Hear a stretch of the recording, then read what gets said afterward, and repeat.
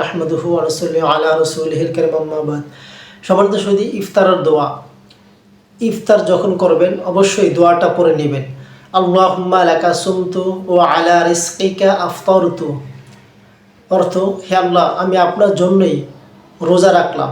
ওয়া আলা রিজকিকা আফতারতু, এবং আপনি যে রিজিক আমাদেরকে দিয়েছেন সেই রিজিক থেকেই আমি ইফতার করেছি। যে রিজিক দিয়েছে সেই রিজিক দ্বারাই আমি ইফতার বা রোজা ভাঙলাম। প্রিয় ভাই, রাসূলুল্লাহ সাল্লাল্লাহু আলাইহি ওয়াসাল্লাম তিনি ইফতার যখন করতেন তখন তিনি দোয়াটা পড়ে নিতেন।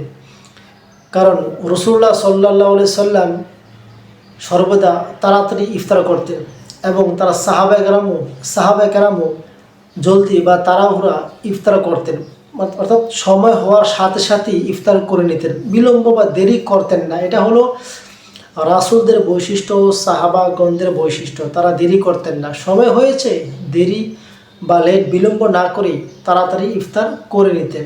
আর বিলম্ব করা বা দেরি করাটা এটা মাকরুহ, অপছন্দনীয়, নিন্দনীয় কাজ। আপনি দেখবেন বর্তমান যারা মাইকে আজান দেয় মুয়াজ্জিন, তারা সাধারণত টাইম হওয়ার পরে 1 গ্লাস কিংবা 2 গ্লাস পানি খেয়ে নেয় বা শরবত খায় অথবা খেজুর। কারণ যেহেতু সারাদিন তারা উপবাস থাকে, অনাহারে থাকে, যেহেতু আপনার মাইকে ঘোষণা দিবে, আজান দিবে, শরীরে শক্তি প্রয়োজন, তাই তারা 1 গ্লাস বা 2 গ্লাস পানি খেয়ে নেয়।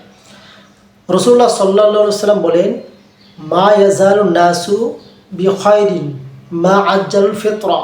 অর্থাৎ মানুষ ততদিন কল্যাণ ও খায়রের সাথে থাকবে যতদিন তারা টাইম বা সময় হওয়ার সাথে সাথে ইফতার করে নেয়। ফেতর মানে ইফতার, ফেতর থেকে ইফতার।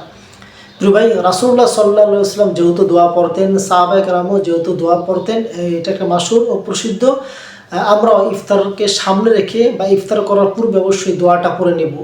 যারা ভুলে যান, ইফতারের মাঝখানে খাওয়ার মাঝখানে আমরা পড়ে নেব।